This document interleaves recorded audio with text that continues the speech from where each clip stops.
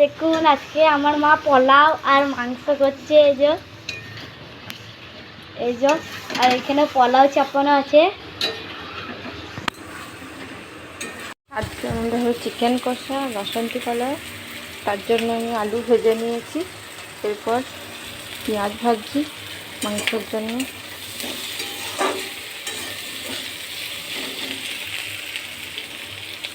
মাংস নিয়েছি, টক দই মাখিয়ে রেখেছি। এখানে পেঁয়াজ ভাজা হচ্ছে, আলু ভেজে নিয়েছি। এরপর পেঁয়াজটা ভাজা ভাজা হলে আদা রসুন বাটা দেবো। পেঁয়াজটা লাল লাল ভাজা হয়ে গেছে, এরপর আমি আদা রসুন বাটা দিয়ে দিলাম। এরপর আমি একটু ভাজতে থাকবো।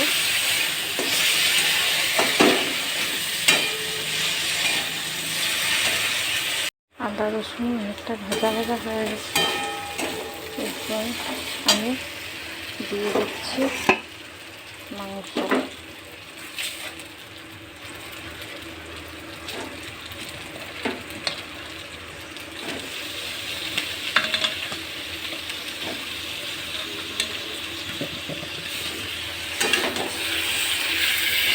এটা একটু ভালো করে কষাবো, দিয়ে হলুদ, জিরে, কাঁচা লঙ্কা, শুকনো লঙ্কা,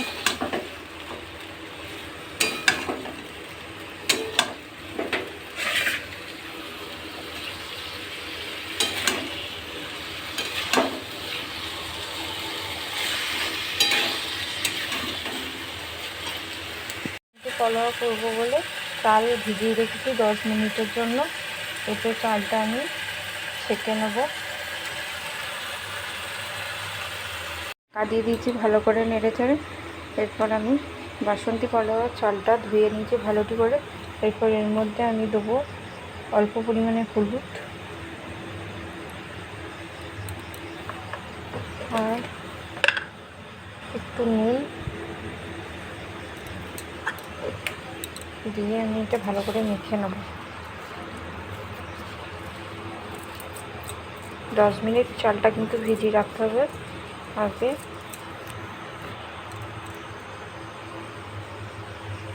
ভালো করে মেখে নিয়েছি, আর একটু হলুদটা লাগবে।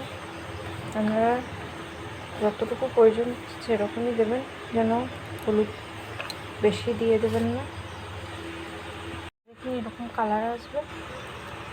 আর এখানে আমি কাজু, কিশমিশ,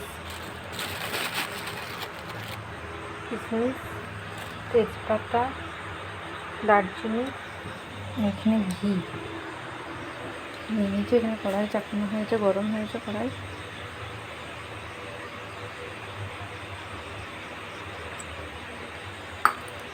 দিচ্ছি তেজপাতা আর দারচিনি,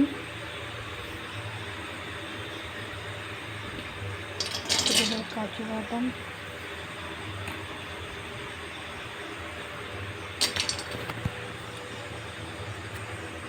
কিশমিশ,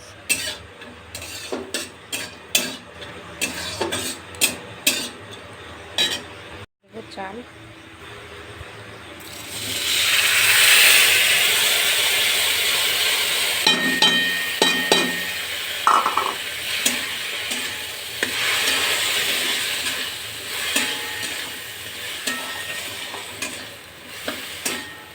চালটাকে একটু ভাজা ভাজা করতে হবে।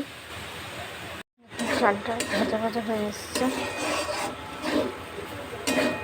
চালটা অনেকটা ভাজা ভাজা হয়ে এসছে। চালটা দেখবেন হালকা হালকা ফুটবে, তখন আপনারা জলটা অ্যাড করবেন। এরপর আমি এখানে সসপ্যানে জল গরম বসিয়ে দিয়েছি। এর মধ্যে জল আর চিনি দিয়ে একটু গরম করে নেব। চিনি আর জল দিয়ে একটা সিরামের মতো তৈরি করব। এটা এই চালটার মধ্যে অ্যাড করতে হবে। এখানে আপনাদেরকে মাথায় রাখতে হবে যে আমি গ্লাস, যেমন এই গ্লাসটাই করে আমি চাল নিয়েছি 2 গ্লাস, এই গ্লাসটাই মাপে আপনাদেরকে 4 গ্লাস জল দিতে হবে। এর বেশি কিন্তু দেওয়া চলবে না, তাহলে চালটা ডেলা পাকিয়ে যাবে। যেমন 2 গ্লাস চাল তার ডবল জল, 2 গ্লাস চাল নিলে আমাদেরকে 4 গ্লাস জল নিতে হবে। এর মধ্যে চিনি আর জল আমি ভালোটি করে গরম করে নিয়ে এর মধ্যে অ্যাড করব। এইদিকে আমার চিকেন ফ্রাই কষা হয়ে গেছে।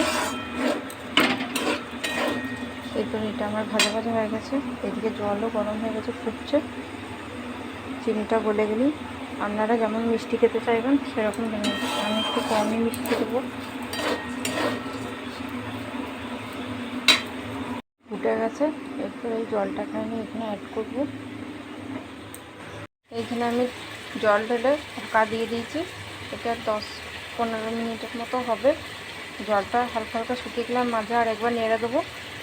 তখন আসছে।